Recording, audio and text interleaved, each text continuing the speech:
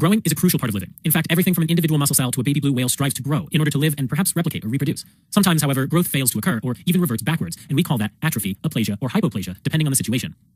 Let's break these words down. Atrophy. A means no, and trophy means nourishment. So atrophy means no nourishment. Second, aplasia. A, again, means no, and plasia means development. So aplasia means no development. And hypo means under. So hypoplasia is underdevelopment.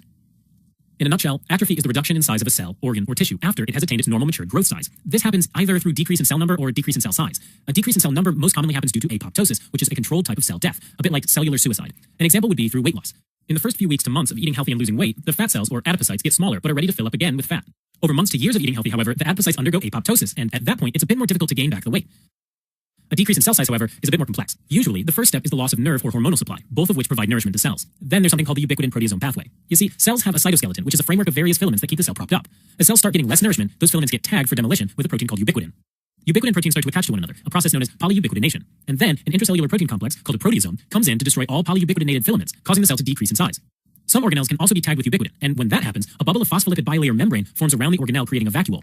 Next, lysosomal vesicles, which are filled with degradative enzymes, fuse with the vacuole, destroying the unfortunate organelle, kind of like being sent off to the firing squad.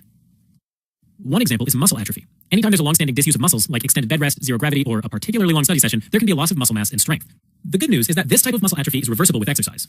But there's also a more severe form of muscle atrophy which happens in cachexia, or whole body wasting syndrome. That form of muscle atrophy is often so severe that it's not typically reversible and happens in severe illnesses like AIDS or in some forms of cancer. But atrophy is not necessarily pathological. In fact, it's often a part of normal development. For example, it happens in the thymus. The thymus is a small organ that sits over the heart and is responsible for the maturation of T cells, which are part of the immune system. As children grow and their immune systems get established, the thymus begins to atrophy. This process is called thymus involution. As a result, the thymus is much larger in young children than it is in adults. Now, aplasia and hypoplasia are somewhat different. They're both ways in which growth can go wrong during embryogenesis, when our organs develop within the fetus. With aplasia, the precursor cells are completely absent, while in hypoplasia, there are some precursor cells present, but not enough of them. With aplasia, the organ never forms in the first place, so this is the more severe case. Going back to the thymus again, in DiGeorge syndrome, a small part of the 22nd chromosome is deleted, so the genes that code for the thymus are gone. As a result, the cells never have the DNA they need to express the proteins that would turn them into thymic precursor cells. Therefore, the thymus never forms, and the person is left with a severely impaired immune system. Hypoplasia, or underdevelopment, is more common and usually results in milder consequences. Here, there are only some precursor cells available, and that results in a smaller or misshapen organ.